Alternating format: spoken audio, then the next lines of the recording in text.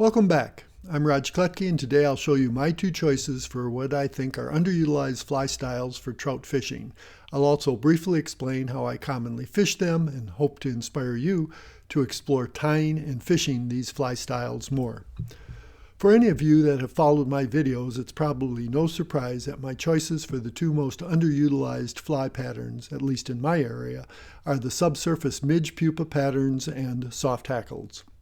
Let's start with the midge. Midges are commonly the most abundant insect in trout water, and yet I see many fly fishermen totally ignoring them. Numerous similar subsurface midge patterns exist, but the prototype and the one I most commonly use is the zebra midge in a size 20 tied on an emerger hook. I tie it with the classical black body, silver ribbing, and I use a brass bead. Sometimes I taper it nicely, but usually I don't because it's quicker. I've tried numerous variations of colors, beads, and ribbing for this basic style, but I usually come back to the classic zebra midge. Most commonly I fish these midge patterns in a searching mode as a dropper about 12 to 18 inches off a dry fly, a nymph, or caddis larva, or even off a streamer. I then fish the point fly in the normal fashion, except that with the streamer I do allow more dead drifting between active movements of the streamer than I would without the midge dropper. During a midge emergence, I may still use this as a dropper, but more commonly like to use an in or on the surface pattern. For more on how I tie the zebra midge and fish it, please see my series on Simple Flies Part 2. And for even more on when and how I fish with midges and additional midge patterns I use, please see my series on fly tying hatches Parts 12 and 13. Becoming comfortable with fishing midges will greatly enhance your fly fishing. Let's move on to the soft hackle. I consider the soft hackle style to be quite broad and include some patterns that might not be considered classical soft hackles by purists.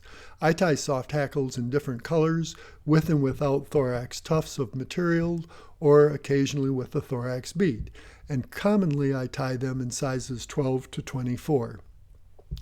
I used to tie some with tails, thinking I was representing mayflies better, but over the years I've gone to tying most of my soft hackles in the more classic style, but with maybe a little more hackle and with slightly longer hackle fibers, which when wet and in the current will fold back and give a nice taper to the fly and an impression of a tail.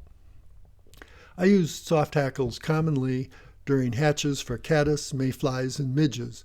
I also find them of particular value during some non-hatch periods, especially if an occasional trout can be seen rising, implying that trout may be feeding opportunistically. During a caddis emergence, I may use a soft hackle as a dropper off my ex-caddis and have had good success with a green butt soft hackle, but most commonly I do use a sparkle pupa either as a dropper off a caddis or a single fly during this caddis emergence. Many common mayflies have surface emergences, and for these I will often first add a soft hackle dropper if I'm getting refusals with my dun or late stage emerger, and continue to fish the tandem in a dead drift manner. I think the soft hackle may represent a stillborn or cripple, and surface shy trout will sometimes take the soft hackle dropper. But sometimes, it seems to me at least, especially with heavy blue-wing olive emergences in heavily fished waters, I need to replace the soft hackle with an early stage emerger pattern instead. Many of the clinger mayflies emerge subsurface, some near the bottom of the stream, but most emerge just a few inches below the surface, rising the rest of the way to the surface as a dun. During a subsurface mayfly emergence, occasionally I may start fishing with a dun and a soft hackle dropper, but more commonly I do better with the soft hackle by itself. During subsurface emergences, I like to fish the dun dead drift and soft hackles with slight motion, so the dun with a soft hackle dropper is not an ideal tandem in this setting. However, I still do that occasionally. Incidentally, if you don't know why I'm fishing with an ex-caddis rather than a elk hair caddis during a caddis emergence, or the difference between fishing a mayfly surface emergence and a subsurface emergence, and which mayflies have which type of emergence, please review my series on fly fishing hatches. It goes into a lot more detail than I'm covering here. Another time I like to fish a soft hackle by itself is during a midge emergence. I could, but rarely do, add it as a dropper to a Griffith's gnat. I prefer to fish it as a single fly during a midge emergence on quiet water. Yes, I know that a surface midge pupa pattern should work also, but often I've had better luck with this very small soft hackle. Midges are often numerous during an emergence, and some will struggle breaking through the surface tension on quiet water, so I prefer to add slight intermittent movement to my midge soft hackle to draw attention to it. Just remember, any movement should be very slight. These are tiny flies. When searching with the soft hackle, I have trouble with the classic wet fly swing, even when I'm trying to control the speed of the fly. The line is straight and tight, and I miss many strikes. Trout are usually facing upstream, and when the trout try to inhale the fly, I believe I'm pulling the fly straight out of the trout's mouth.